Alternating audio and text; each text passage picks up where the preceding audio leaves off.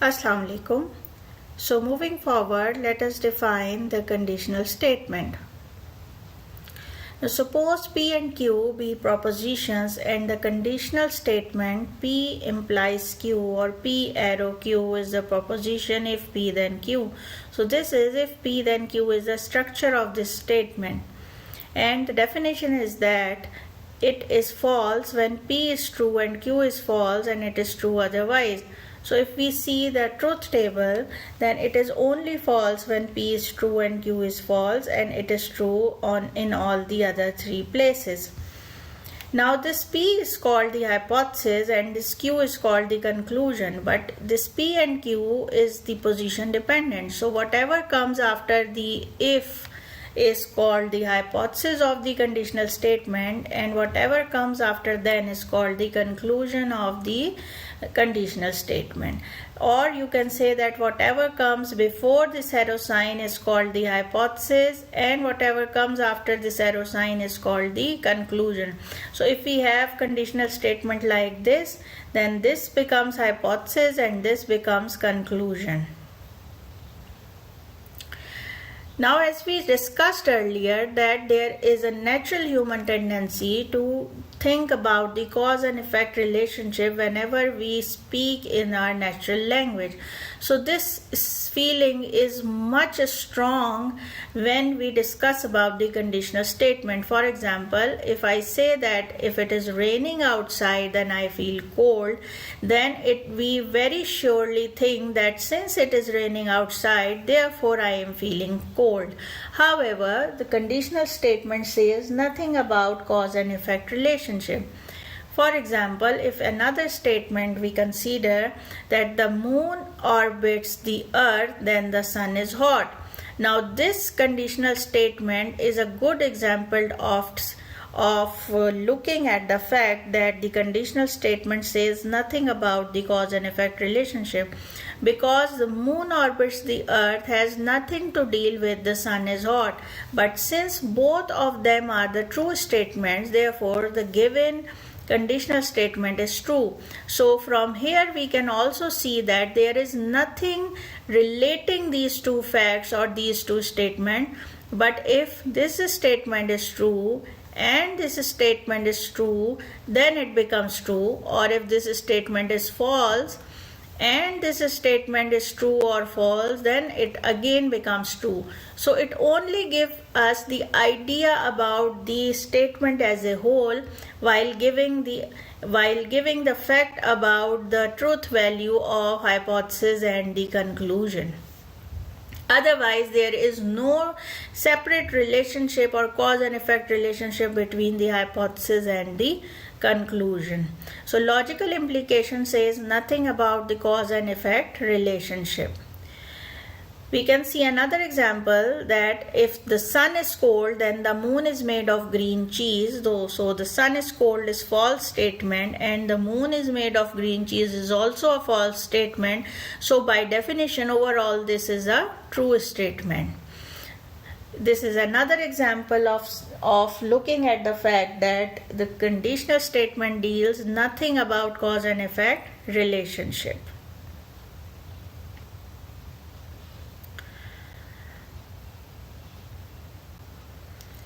Now suppose if I tell you that if you get 100% on the final, then you will get an A grade. Then this statement of mine is a conditional statement, and according to the truth value of its hypothesis and conclusion, you can determine the truth value of my statement. For example, if you get 100% marks in the final, that is the hypothesis becomes true, and I will give you an A grade, then my given statement remains true. Similarly, if you get 100% marks on the final and if you do not get the 100% marks on the final, that is you get less than 100%, or this statement becomes false, and I again award you an A grade, then for you the truth value of my statement remains true.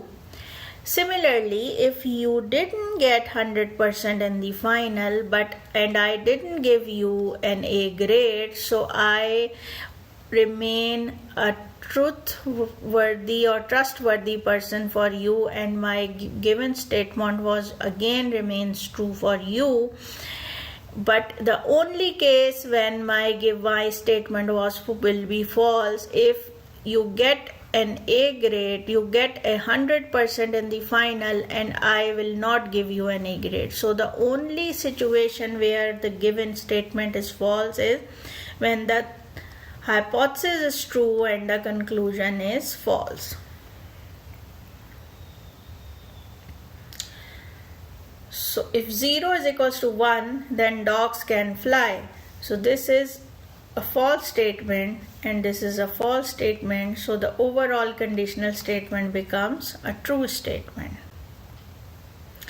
Now there are several forms of conditional statement which we study in whenever we are going to translate from natural language to the symbolic language, or from the symbolic language to the natural language. Then we encounter such kind of several forms of P implies Q. So P is hypothesis here and Q is conclusion here. So if P then Q is the basic structure, we also say P implies Q. We also skip then and write comma instead and write if P comma Q. P only if Q. P is sufficient for Q. A sufficient condition for Q is P. So this sufficiency is like this. If we are given this kind of conditional statement, then hypothesis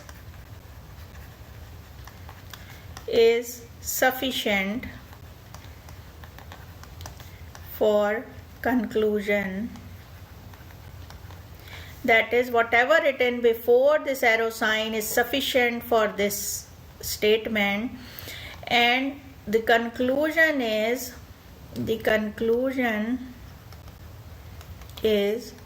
necessary for hypothesis. So whatever is written after this arrow sign is necessary for P. So we can say that Q is necessary for P, or we can say that a necessary condition for P is Q, and we say that P is sufficient for Q and a sufficient condition for Q is P. So all these are another alternative forms of P implies Q. So we use such forms whenever we require, and we should learn these several forms, because sometimes we need to change them or convert them from one form into the other. Similarly, there is another form Q whenever P or Q when P. There are several forms when hypothesis comes first and sequence comes afterwards. Similarly, there are few instances where the consequence comes first in the structure and the hypothesis comes afterwards. Now another interesting form is Q unless not P. Here you can see that the hypothesis is negating here. So if you write it into the usual form, then whatever is written after unless, you have to negate it, and then you write that into the place of the hypothesis, and the statement which is before unless comes in at the place of the consequence. So these are several forms of conditional statement. Let's do some practice. So Jones told the truth is one statement and Q is a statement the butler did it. So we can convert or write it into several forms. So if Jones told the truth,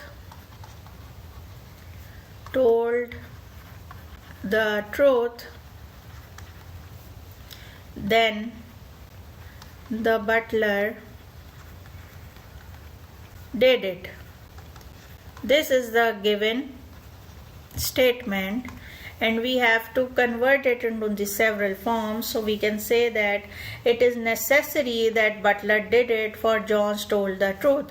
So now this is the conclusion and this is the hypothesis, and I told you that the conclusion is necessary for the hypothesis. Similarly, Jones told the truth imply the butler did it. So this is the hypothesis and this is the conclusion. So the hypothesis imply the conclusion. A sufficient condition for butler did it is that Jones told the truth. So now what is sufficient is the hypothesis. So what is sufficient here is Jones told the truth, and for which thing it is sufficient for butler did it. So this butler did it is the consequence and this is the hypothesis here. The butler did it whenever Jones told the truth. So this is Q whenever P form, where the conclusion comes before whenever and the hypothesis comes after whenever. Jones told the truth only if butler did it. So this is the form P only if Q. So you see that we have a basic conditional statement and we can write it into the several other forms. The butler did it follows from Jones told the truth. So this is Q follows from P. So Q follows P. The butler did it unless Jones told the lie, or you can say Jones do not did not tell the truth.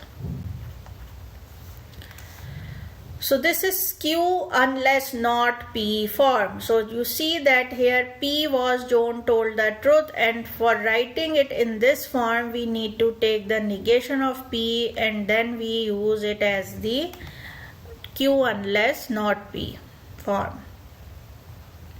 So now this is the exercise to get a tenure as professor. It is sufficient to be world famous. You can write it with the help of the given several forms of conditional statement and you convert it into the several form for the practice of this concept.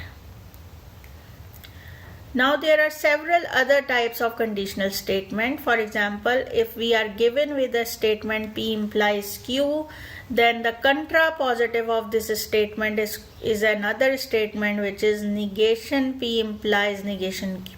Negation Q implies negation of P.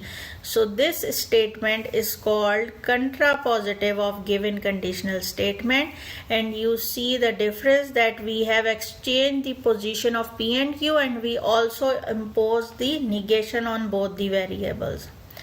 Similarly, the converse of a conditional statement P implies Q is the proposition Q implies P. So in the converse, we only change the position of hypothesis and conclusion.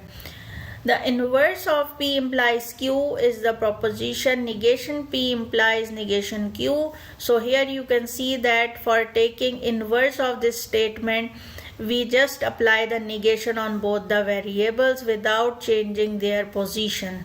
So if we see carefully, then the contrapositive is the inverse of the converse. So I write it down here, contrapositive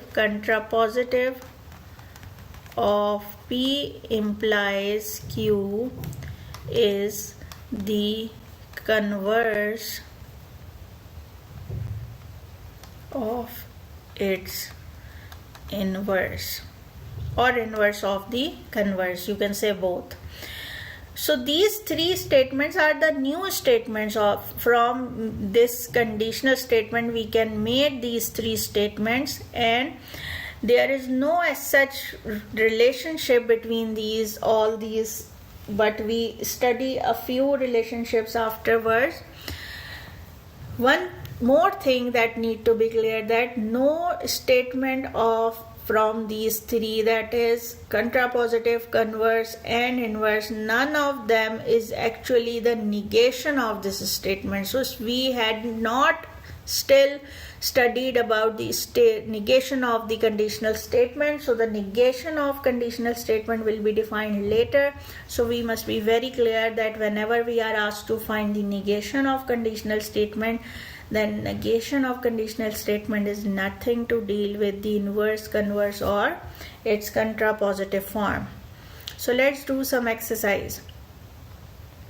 I will eat my hat whenever moon is made up of green cheese. So if we need to take the contrapositive, then what is the procedure of taking contrapositive? That we switch both of the variables and we take the negation also. So first of all, this is given in the form of Q whenever P. Q whenever P form. So this is the conclusion and this is the hypothesis here. And if we need to find the contrapositive of this statement, then we write negation P whenever negation Q.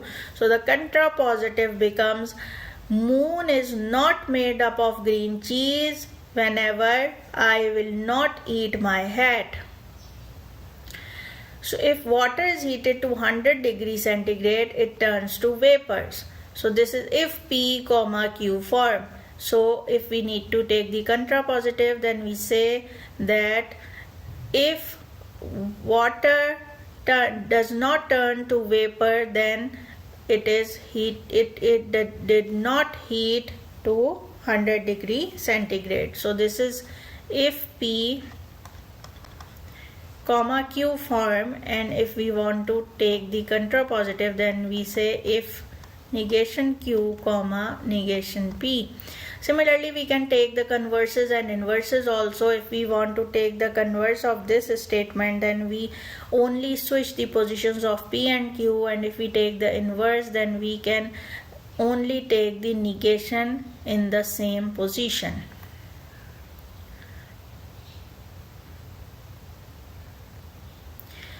So now biconditional statements. So biconditional statements are the conditional statements from the both sides. So we have P implies Q and we also have Q implies P, and both of them are joined with the and or conjunction. And together of these two conditional statements, we read it as P if and only if Q. And so therefore it is called the biconditional statement, and we represent it with this symbol with the arrow side at both the sides. And this statement with the truth table, you can see that this remains true whenever both of them are true and both of them are false, and it remains false otherwise. So it remains false when one of them is true and one of them is false, and it is true otherwise. So another form of biconditional statement, if and only if statement, is called necessary and sufficient. So we say that P is necessary and sufficient for Q. So from here you can see that P is sufficient for Q because hypothesis is sufficient for conclusion, and from here you can see that P is also necessary for Q because now here P is at the position of consequence. So from here we read P is sufficient for Q, and from here we read that P is necessary for Q. So we can write it as P is necessary and sufficient for Q. So this computer program is correct if and only if it produces correct answers for all possible sets of input data. And if we convert it into necessary and sufficient form, then we can say that the correctness of computer program is necessary and sufficient for producing correct answers for all possible sets of input data. Again, we can construct the truth table of any statement. You can do this as an exercise. So now see the truth value of bicondition. We know that biconditions are true only if both of the given statements are true or both of them are false. So 2 plus 2 is equals to 4 if and only if 1 plus 1 is equals to true. Since this is true and this is also true, so the biconditions become true. 1 plus 1 is equals to 2 if and only if 2 plus 3 is equals to 4. Since this is a true statement, this is a false statement. So the overall conditional by condition is a false statement. 1 plus 1 is equals to 3 if and only if monkey can fly. So 1 plus 1 is equals to 3 is a false statement, and monkey can fly is also a false statement. So overall it is a true statement. 0 is greater than 1 if and only if 2 is greater than 1. This is a false statement and this is a true statement. So overall this is a false statement. Now we have certain exercise for translation. So few of them I will show for working for you, and rest of them you can take it as exercise. So let P and Q be the propositions. The world is an apple pie and the trees are bread and cheese. So if we need to translate this statement, then it is written negation P or P and Q. So first of all, P and Q. P and Q is the world is an apple pie and the trees are bread and cheese. Or here it is written the world is not apple pie. So we can say H can be translated as the world is not an apple pie, or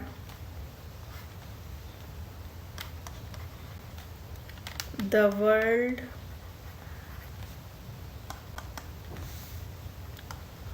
is apple pie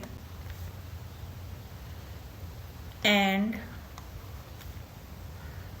the trees are bread and cheese.